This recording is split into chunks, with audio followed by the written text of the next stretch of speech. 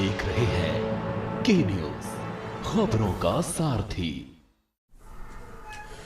नमस्कार, उत्तराखंड की खबरों के साथ मैं हूं मनोज मानस। खबरों का रुख करेंगे उससे पहले देख लेते हैं इस वक्त की अहम सुर्खियां। त्रिस्तरीय पंचायत चुनाव के दूसरे चरण की वोटिंग खत्म। दिग्गजों की किस्मत हुई कैद। 31 जुलाई को पंचायत चुनाव की मतगणना।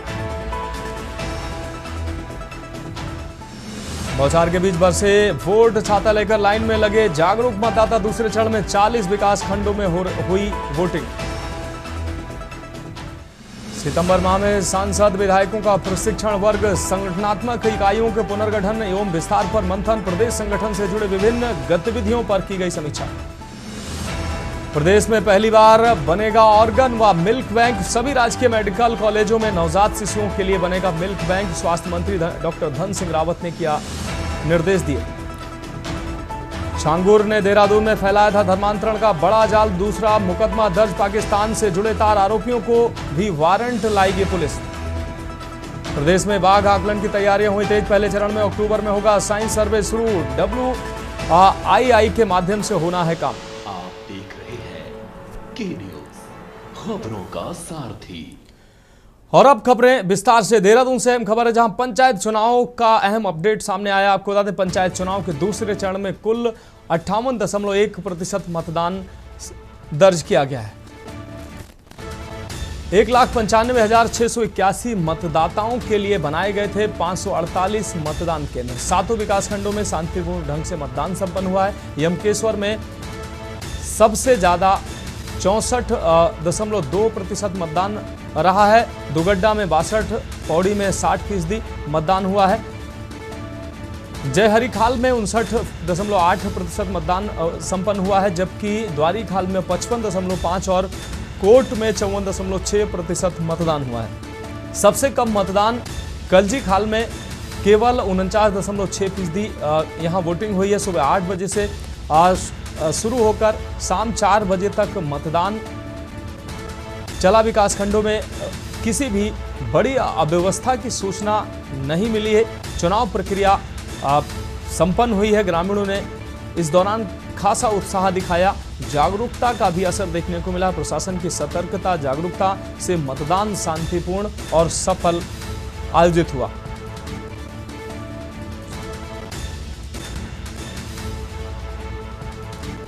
पंचायत चुनाव के दूसरे चरण का मतदान संपन्न हुआ है।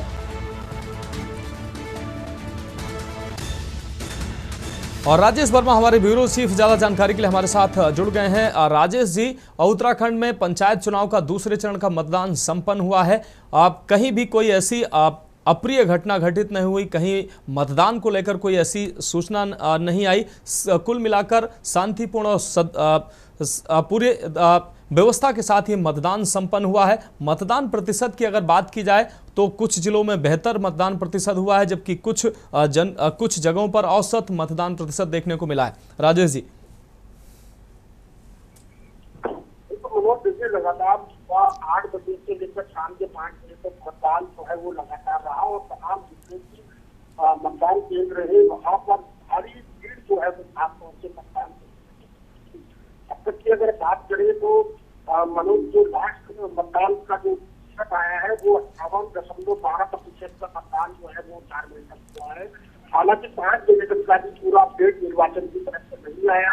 जल्द ही उसकी भी सूचना जो है वो प्रशासन को हो जाएगी। कितना मतदान टोटल जो है ओवरऑल 5 बजे तक हुआ है। लेकिन कुल मिलाकर के ये कहा जा सकता है कि तमाम जो मतदान हुआ है चारों तरफ अगर देखें तो बड़े सादगी के साथ जो है मतदान किया गया और बड़ा जोश जो है वो आम जनता के बीच में देखने को मिला।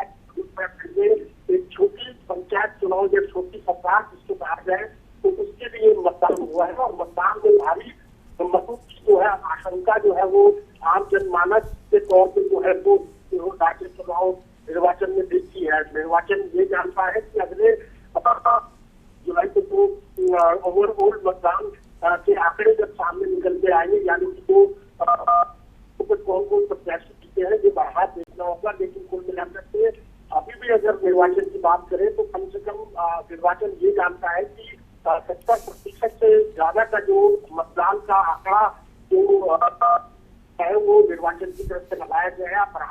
ये देखना होगा कि ओवरऑल कितना पहले और दूसरे चरण को मिलाकर के कितना मतदान अभी तक प्रदेश में हुआ, लेकिन कुल मिलाकर के अब तक जो है 4 बजे तक का आंकड़ा जो है वो अगर हम बात कर रहे हैं तो वो 58.12% मतदान हो चुका है और 5 बजे का भी डाटा आना शेष है। तो कुल मिलाकर के ये कह सकते हैं कि भारी मतों की संख्या जो है वो आम जनता की जीत से दिखती है और सभी लोग ये चाहते हैं कि किस तरीके का जो मतदान हुआ है अब तक का किन बुनियादी चीजों को लेकर के मतदान हुआ है। किसी को बिजली की समस्या है, किसी को रोड की समस्या है, किसी को बेहतर स्वच्छ शिक्षा और चिकित्सा की जो जरूरत है। तो ये तमाम ऐसे पहलू है जिनको लेकर के आज जनता ने अपना मतदान किया है और इसके नतीजे जो है 31 जुलाई को आएंगे।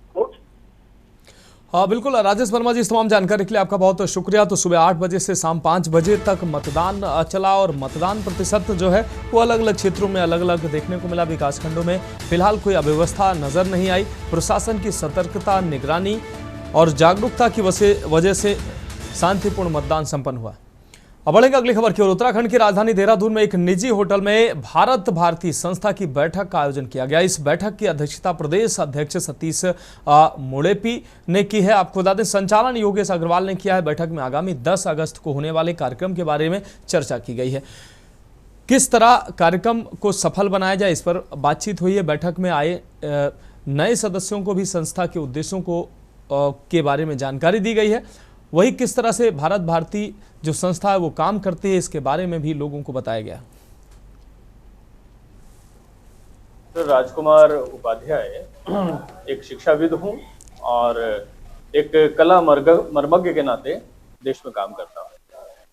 आप देख रहे हैं भारत भारती अपना जो संगठन है ये भारत की एकात्मता को समर्पित है।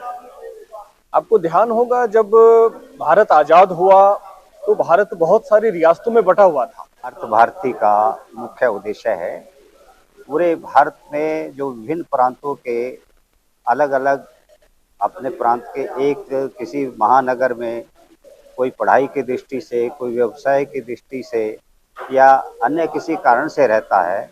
भारत भारती एक संस्था है जो 22 राज्यों में काम कर रही है और अब 23वां राज्य उत्तराखंड है।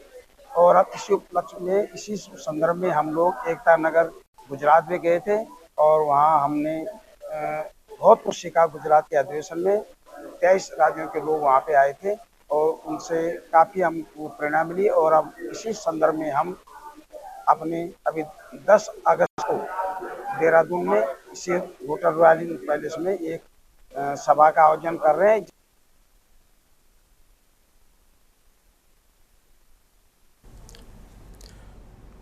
बढ़ेंगे अगली खबर की ओर। बिना अनुमति हेलीकॉप्टर से केदारनाथ पहुंचना बीकेटीसी अध्यक्ष हेमंत द्विवेदी को महंगा पड़ता दिख रहा है। आपको बता दें मुख्यमंत्री ने बीकेटीसी में सलाहकार नियुक्ति के आदेश जारी कर दिए हैं। पूर्व सीईओ बीडी सिंह को इस पद पर तैनात किया गया है। माना जा रहा है कि हेमंत द्विवेदी की भूमिका सीमित करने के लिए एक कदम उठाया गया। हालांकि द्विवेदी अपनी बात पर अडिग हैं और चार्टर्ड सेवा को लेकर किसी नियम उल्लंघन से इनकार कर रहे हैं। भाजपा संगठन का कहना है कि जांच जारी है, सच जो है वो जल्द ही सामने आएगा।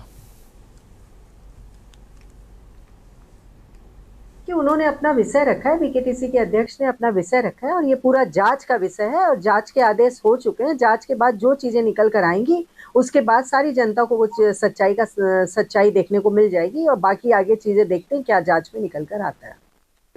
नहीं देखिए जो शटल सर्विसेज हैं उस पर जो है कि डीजीसीए और यूकाडा ने बैन लगाया हुआ, क्योंकि जो शटल सर्विसेज रुद्रप्रयाग जिले से जो चलती हैं वहां पर मौसम खराब होने के कारण और बहुत सारी चीजें थी उसके कारण जो है कि हर साल जी होता है कि मानसून में वहां पर सेवाएं शटल सर्विसेज बंद रहती हैं, लेकिन चार्टर्ड सेवाएं मैं फिर आपके चैनल के माध्यम से होता चार्टर्ड सेवाएं अभी भी चल रही है, आज भी चल रही हैं।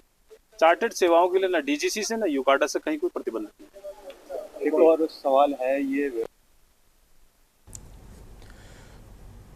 अगली खबर देहरादून से, जहां नगर निगम शहर को स्वच्छ, सुंदर और व्यवस्थित बनाने के लिए लगातार प्रयासरत है। नगर आयुक्त नमामि बंसल ने बताया कि अब कूड़ा उठाने की जिम्मेदारी सीधे नगर निगम ने अपने हाथों में ले ली है, जिससे शिकायतों में कमी आई है। पर्यावरण मित्रों को समय पर वेतन और आवश्यक उपकरण उपलब्ध कराए जाने से सेवा की गुणवत्ता में सुधार हुआ है। उन्होंने ये भी कहा कि इस बार मानसून में जल भराव की समस्या पहले से कम रही है, जो नगर निगम की समयबद्ध सफाई कार्य योजना का नतीजा है। जनवरी से नाले और खालों की सफाई का काम चल रहा है, जिससे जलभराव की समस्या को काफ़ी हद तक कम किया जा सका है।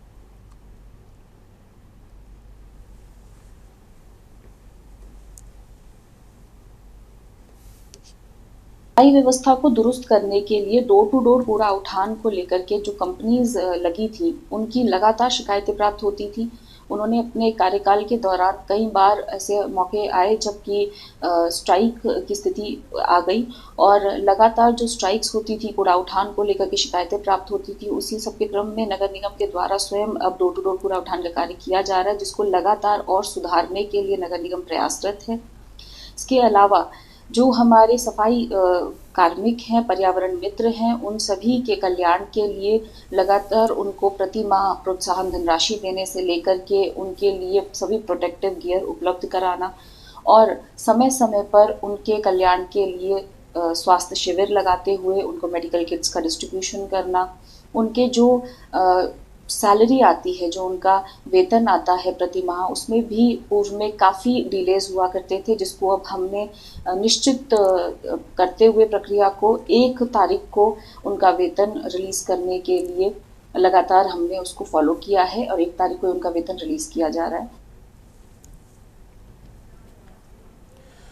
अगली खबर अक्सर से है, जहां गन्ना विकास समिति की पहली बोर्ड बैठक गन्ना समिति परिसर में आयोजित की गई है। बैठक में किसान भवन निर्माण और पुराने भवनों के जीर्णोद्धार सहित कई महत्वपूर्ण प्रस्तावों पर सहमति बनी है। चेयरमैन अनुराग चौधरी ने बताया कि समिति से हटाए गए 3 कर्मचारियों को ड्यूटी पर वापस लाने का प्रस्ताव भी रखा गया। उन्होंने कहा कि गन्ना किसानों के हित और समस्याओं के समाधान के लिए बोर्ड हर संभव कदम उठाएगा। समिति सचिव सूरज भान ने बताया कि बैठक में विकास कार्यों के प्रस्तावों के साथ ही सभी डायरेक्टर्स का परिचय भी कराया गया। बोर्ड की पहल गन्ना क्षेत्र के विकास में एक अहम कदम मानी जा रही है।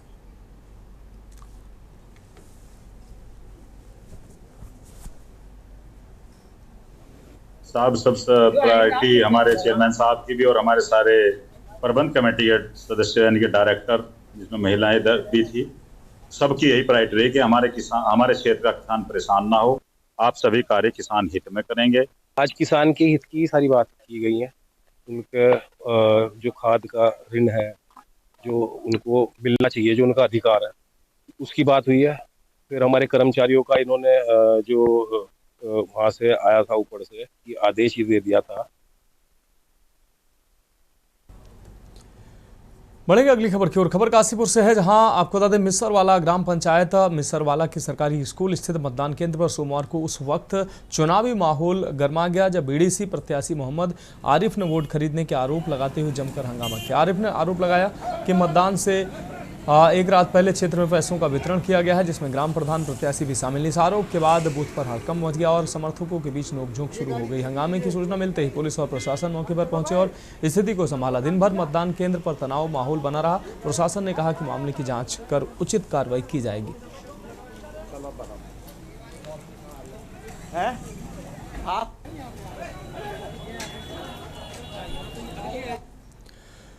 फिलहाल उत्तराखंड की खबरों में वक्त एक अहम ब्रेक का, जल्द हाजिर होंगे।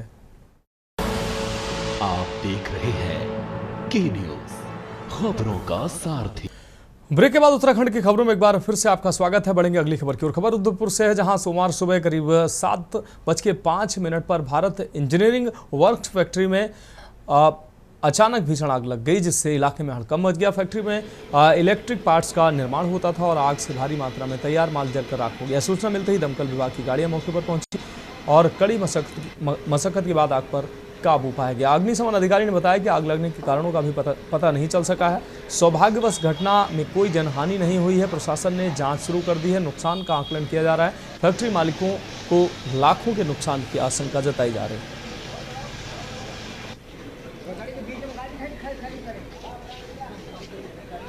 जी, ये 7:05 पर फायर स्टेशन रुद्रपुर में सूचना मिली कि भारत इंजीनियरिंग वर्क्स के गोदाम में आग लगी हुई है। तो तुरंत मैं और मेरे पूरे साथी वाहन समेत 2 गाड़ियों के हम यहाँ पे पहुँचे और दोनों साइड से कवर किया। जब आग और ज़्यादा बढ़ रही थी तो पंतनगर फायर स्टेशन से भी गाड़ी मंगाई गई और बजाज जो फैक्ट्री है वहाँ से भी एक गाड़ी आ गई और आग इस समय पूर्णतः कंट्रोल में है। जी हाँ, यहाँ पे इलेक्ट्रिक का सामान बनता था और आग का कारण अभी अंडर इन्वेस्टिगेशन है पूरे तहकीकात के बाद ही इसका बताया जाना संभव है। बढ़ेगा अगली खबर की ओर। खबर रुद्रपुर से है, जहां शहर के छतरपुर सहित कई कॉलोनियों में बिना बारिश के ही जल भराव की गंभीर स्थिति बनी हुई है। बताया जा रहा है कि पहाड़ों से छोड़े गए पानी के कारण कल्याणी नदी का जलस्तर अचानक बढ़ गया, जिससे आसपास की बस्तियों पर खतरा मंडराने लगा। छतरपुर क्षेत्र में सड़कों पर कल से ही लबालब पानी भरा हुआ है और आज सुबह से जलस्तर और भी बढ़ गया है। स्थानीय लोगों का कहना है कि यदि पानी ऐसे ही चढ़ता रहा तो जल्द ही ये घरों में घुस सकता है और घरेलू सामान को नुकसान पहुंचा सकता है। जल भराव के चलते लोगों को आवाजाही में भारी दिक्कतों का सामना करना पड़ रहा है।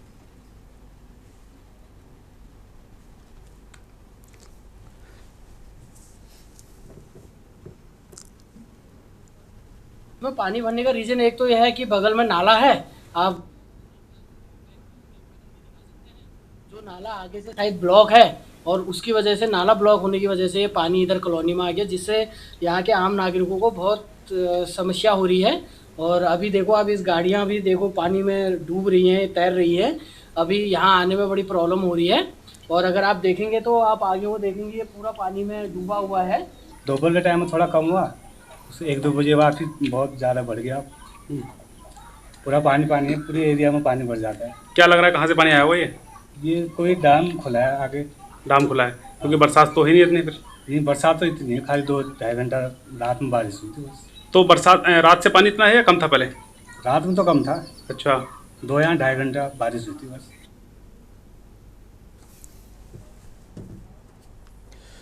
बढ़ेगा अगली खबर की ओर। खबर डोईवाला से है, जहां देर रात लगभग 1:30 बजे लच्छीवाला टोल बूथ के पास एक टूरिस्ट बस की ब्रेक फेल हो गई, जिससे बस पिकअप से टकरा गई। टक्कर इतनी जबरदस्त थी कि टोल बूथ भी चकनाचूर हो गया। पिकअप में सवार 3 लोग गंभीर रूप से घायल हो गए, जबकि बस में सवार पर्यटक बाल बाल बच गए। पुलिस ने ड्राइवर से पूछताछ शुरू कर दी है और मामले की जाँच शुरू कर दी है।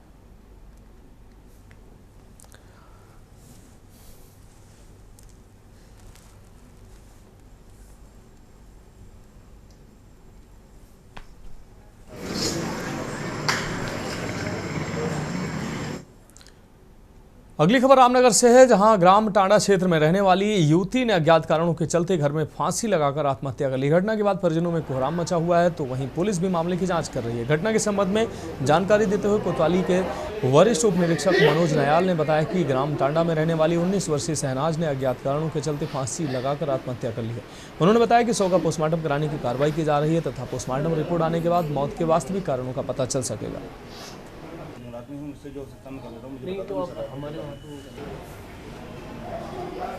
टांडा की एक ने फांसी लगाकर आत्महत्या कर दी है और 100 को कब्जे में लेकर पंचायतनामा की कार्रवाई की जा रही है।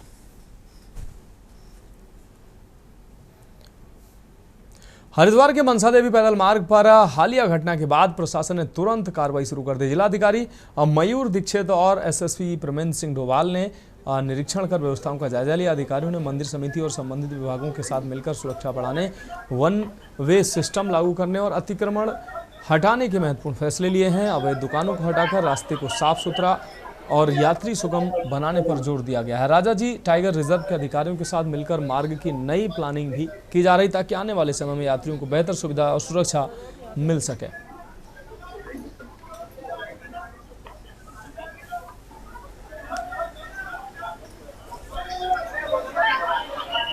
देखिए, इसमें विभिन्न स्टेप्स लिए जा रहे हैं। अभी पैदल मार्ग का भी निरीक्षण किया गया और साथ ही जो सीढ़ी मार्ग है उसका भी निरीक्षण किया गया। साथ ही जहाँ पर हमारे शूज़ उतारने के पॉइंट्स हैं, जो दुकानें लगी थी उन सबको कहाँ पे हम हटा सकते हैं, कौन कौन सी दुकानें अवैध थी उनको हमने बंद करने के लिए जो आदेश दिया था, उसमें police department, Rajaji forest department और साथ ही जिला प्रशासन, मंदिर समिति सभी के द्वारा संयुक्त निरीक्षण किया गया है।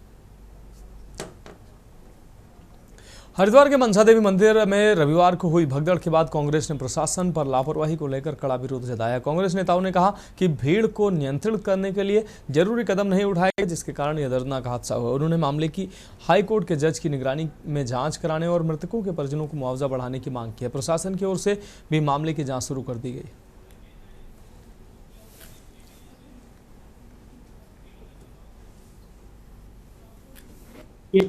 आम वीकेंड पे और जो भी भीड़ भाड़ वाले दिन जाते हैं या जो मेले के दिन जाते हैं, मेले के पर्व आते हैं, उन दिनों में हम प्रशासन की तरफ से डाइवर्जन लगाया जाता है। जब मंदिर परिसर में भीड़ का दबाव बढ़ता है तो श्रद्धालुओं को ब्रह्मपुरी के रास्ते से घुमाकर भेजा जाता है। आमतौर पे श्रद्धालु हर की पैड़ी गंगा स्नान करने के बाद मनसा देवी जाने का काम करते हैं, मनसा देवी दर्शन करने का काम करते हैं। तो दो रास्ते हैं, एक राम प्रसाद की गली वाला रास्ता है और एक दूसरा मनसा देवी ट्रॉली के पास से जो रास्ता जाता है पैदल का। दो रास्ते हैं, उन दोनों रास्ते पे डाइवर्जन लगता है और तीसरे रास्ते से ब्रह्मपुरी से घुमा के भेजा जाता है। फिलहाल उत्तराखंड की खबरों में अभी के लिए मेरे साथ इतना ही। मुझे दीजिए इजाजत और आगे आप देखिए के न्यूज इंडिया का विशेष कार्यक्रम मंथन हमारे प्रधान संपादक दुर्गेन चौहान जी के साथ। आप देख रहे हैं के न्यूज खबरों का